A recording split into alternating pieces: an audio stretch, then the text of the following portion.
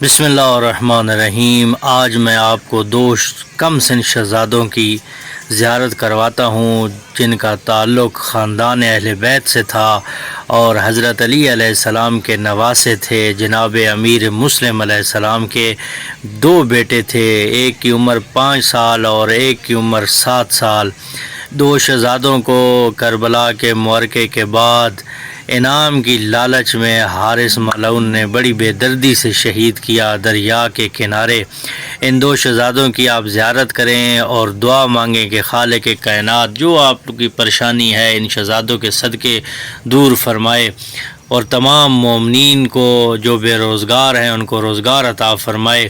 یہ دو شہزادے علی ابن ابی طالب علیہ السلام کے نواسے، ایک کا نام ابراہیم تھا، ایک کا نام محمد تھا۔ کربلا کے معرکے کے بعد حارث ملعون نے انعام کی لالچ میں بڑی بے دردی سے دریا کے کنارے پیاسا شہید کر دیا۔ ایک واقعہ کہ جب امیر مسلم اپنے ان دو بیٹوں کے ساتھ کوفہ میں آئے اور قاضی شریح جو حضرت علی علیہ السلام کے دور میں سپریم کورٹ کا جج تھا، قاضی شریح کے پاس اپنے بیٹوں کو لائے کہ انہیں پناہ دے دو ورنہ ابن زیاد مار ڈالے گا، تو اس نے پناہ دینے سے انکار کر دیا۔ تو جناب مسلم نے کہا کیونکہ اب میرے بیٹے ہیں میں انہیں کہاں لے کے جاؤں، شاید یہ بچ جائیں، اگر میرے ساتھ ہوئے تو نہیں بچیں گے۔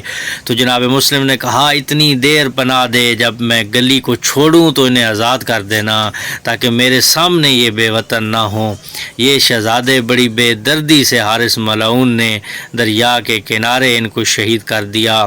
یہ جو آپ ذریعہ مبارک دیکھ رہے ہیں یہ محمد کی زری ہے جو چھوٹا بیٹا تھا، اور ابراہیم کی زری اس طرف آپ نے دیکھی ہوگی کہ جو بڑے بیٹے تھے۔ ان دو شہزادوں کو مسلمانوں نے جنہوں نے نبی کا کلمہ پڑھا بے دردی سے شہید کر دیا۔ بیٹیوں کو زندہ درگور کرنے والوں کو حضور اکرم صلی اللہ علیہ وآلہ وسلم نے ان جانوروں کو انسان بنایا، اور پھر وہی انسانوں نے وہی مسلمانوں نے اسی رسول کے خاندان کے ساتھ کیا سلوک کیا، کس بے دردگی سے شہید کیا گیا خانوادہ رسول کو۔